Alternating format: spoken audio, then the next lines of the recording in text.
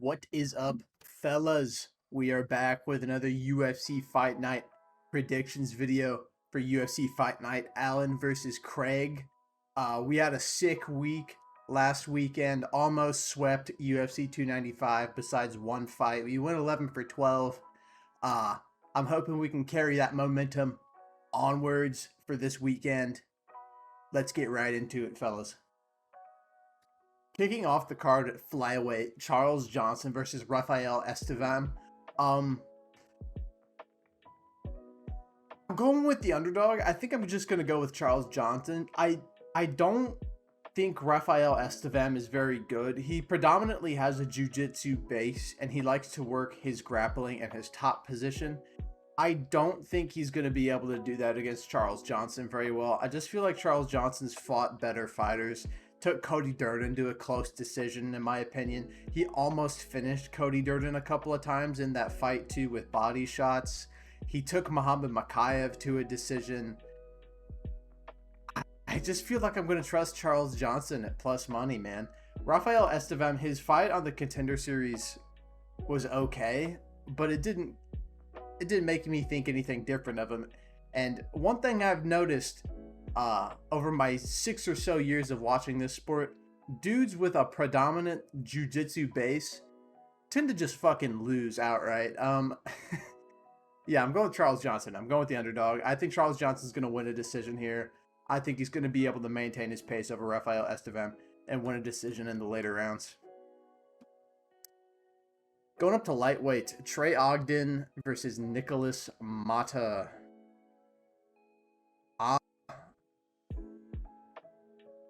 This might sound dumb. I'm going with Trey Ogden, of all people. Nicholas Mata, I think, is just bad. Like, outright bad.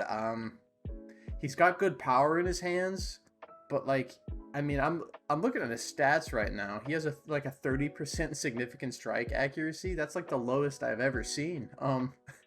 He just got chinned, like, horrifically. He hasn't beaten anybody in the UFC who's worth anything. I don't know why he's the favorite here over Trey Ogden. Trey Ogden is the bigger guy. He is older, but Trey Ogden's a guy who's never been knocked out. He's got a good style that gives a lot of guys problems.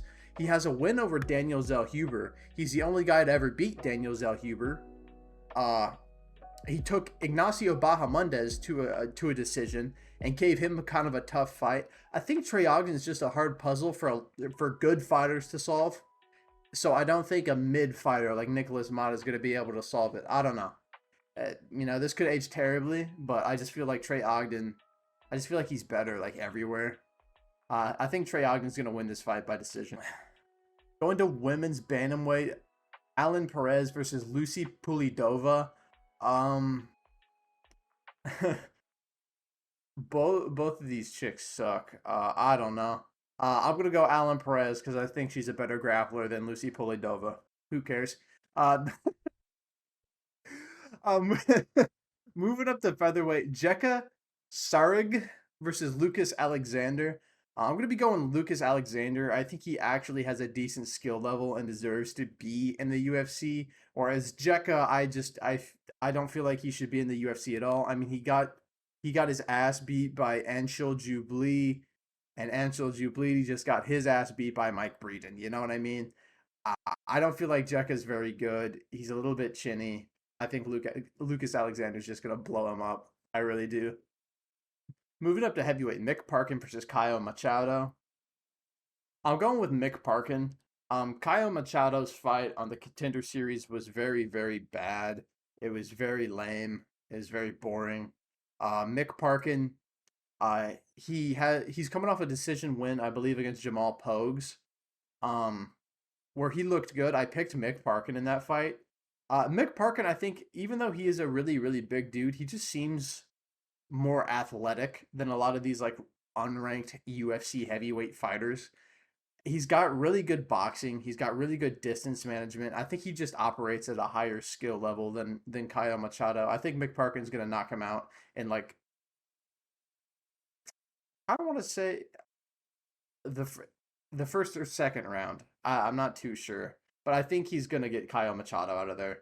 Definitely. At bantamweight, Chad and Helliger versus Jose Johnson. I'm going with Jose Johnson. Chad and Helliger, he's okay, but he's nothing special. And at 36, I think Jose Johnson's just going to be able to beat him up very easily at range. He's a gigantic bantamweight, 6 foot, 7 inches of reach, very good striker, okay grappling defense. He did get out grappled by Damon Blackshear, but Damon Blackshear almost beat Mario Batista, so I really don't think that's that hard of a loss. I just think Jose Johnson is going to be able to easily outstrike Chad and Helliger at distance using his gigantic frame, and I think just overall better kickboxing skill set. Closing out the prelims at featherweight, Jonathan Pierce versus Joe Anderson Brito. Um, I'm picking another dog. I'm going with Joe Anderson Brito. Uh, Jonathan Pierce is a good fighter though. He's pretty big for featherweight, 6 foot. Um, but his wins, I don't know where he actually is skill wise. Like we're taking Darren Elkins to a decision, which is fine, but like, eh, you know. And that's his most recent fight. Joe Anderson Brito has a first round finish over Andre Fili. He's been chinning and submitting guys very consistently. And his debut, he took. Oh my god, I totally just blanked on his name. Bill Algeo. Jesus. Bill Algeo. He took Bill Algeo to a decision in his debut. I just think Joe Anderson Brito is going to chin Jonathan Pierce. I really, really do. I can't shake this feeling. Jonathan Pierce is really good. He's got good grappling, but just in the first couple of rounds, I think he's going to be put in some serious danger early. Maybe if it goes longer, Jonathan Pierce can start to work his way into the fight. But I think early Joe Anderson Brito is just going to catch him. I really, really do. I'm going to go with Joe Anderson Brito by KO over Jonathan Pierce. At women's strawweight, Luana Pinheiro versus Amanda Ribas. I'm going with Amanda Ribas.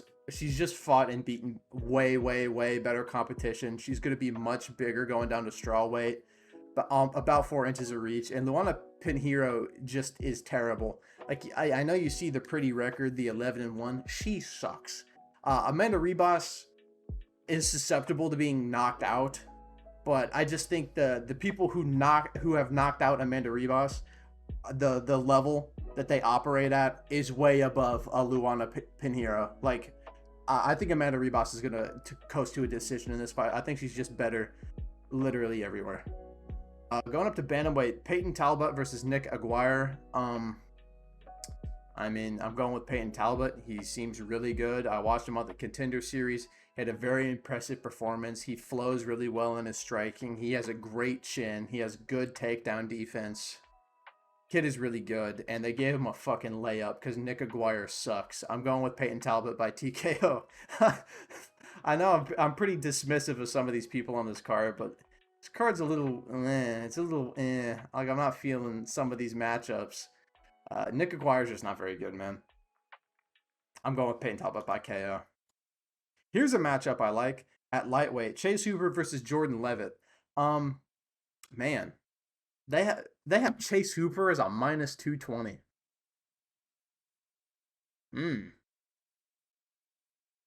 That's ugly. That's an ugly line.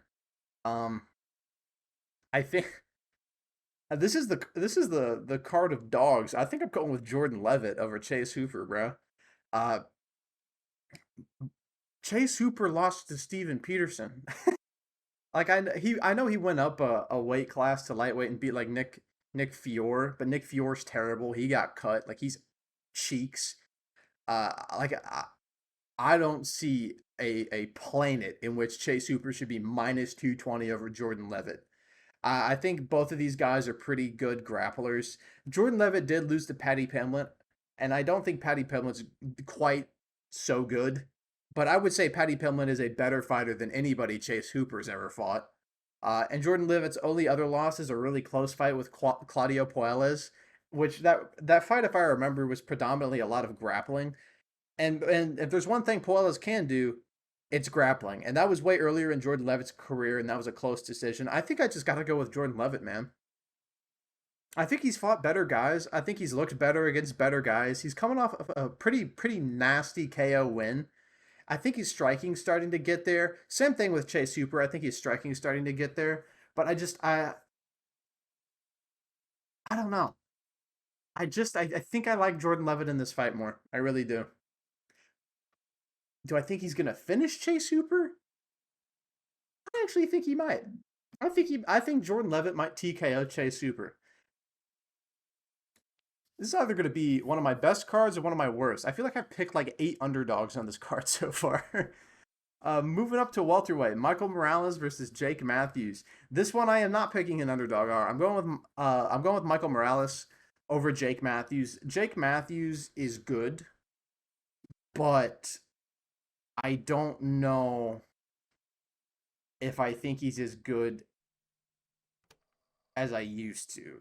Like when he first knocked out um Andre Fialho, I was like, wow, Jake Matthews made some gains to his game. But then everybody on planet Earth started knocking out Andre Fialho. So that win aged not so great. Jake Matthews got dropped 15 and a half times by Matthew Simmelsberger and lost a decision to him. And then he beats an opponent on short notice. I don't know that one. But Michael Morales, I don't think he's that much better than Jake Matthews, but I think he has a lot more finishing potential than Jake Matthews in the stand-up and the striking. And I just think his frame is going to be hard for Jake Matthews to get around with his boxing. Jake Matthews likes to box on the inside and maybe work his grappling. I think he's going to have a rough time getting on the inside with Michael Morales. He's giving up 6 inches of reach, and he's giving up some power to Michael Morales. I think this is going to be a pretty even Steven fight standing up, but I think there's going to be moments where Jake Matthews, whose chin is not the greatest on planet Earth, gets caught by Michael Morales and maybe sat in a chair a little bit a couple of times. I think Michael Morales is actually going to win. I want to say Michael Morales is going to get a late TKO, but in reality, I feel like he's probably going to just win a decision over Jake Matthews by being the more damaging striker in this matchup. And closing out the card at middleweight, Brendan Allen versus Paul Craig. I'm going to go with Brendan Allen, but I'm going to preface this with a couple of things. Brendan Allen at minus 450 is genuinely mentally deranged. That is one of the worst lines I've ever seen in my life. So if you bet on these, I would not touch that with a fucking 20-foot pole. And man, Paul Craig sometimes just wins fights that he has no business winning. And that is a very real thing that he just sometimes does, man. But yeah, I'm going with Brendan Allen. I think he's all around just good. He's got good enough striking. He's got good wrestling. He's got good jiu-jitsu. He's just outright good. He doesn't excel particularly at anything, but he's a good all-rounder. I think he's going to have the striking advantage over Paul Craig in this fight. I don't think Paul Craig has the best of chins. The only way I think Paul Craig wins this fight, in my opinion, is if Brendan Allen hurts Paul Craig, falls into his guard, and gets too overconfident in his own skill set. Kind of like a Jamal Hill. When Paul Craig beat Jamal Hill, Jamal Hill didn't respect the positions he was putting himself into, and he got caught. You have to respect Paul Craig's skill set on the ground, and I think I will trust Brendan Allen to do that. I think he will beat Paul Craig, although I don't want him to. I fucking hop on the Paul Craig middleweight title train if he wins. I'm all in, baby. But I think Brendan Allen's probably just gonna. I think he's gonna TKO Paul Craig. I just think his striking is just a little bit better, man. I mean, we're dropping Bruno Silva on the feet and then snatching up a choke. We're smoking Krzysztof Jotko in round 1. He was able to grapple with Jacob Malkoun for a while, even though I think Jacob Malkoun beat him in that fight. I think that was a bit of a robbery.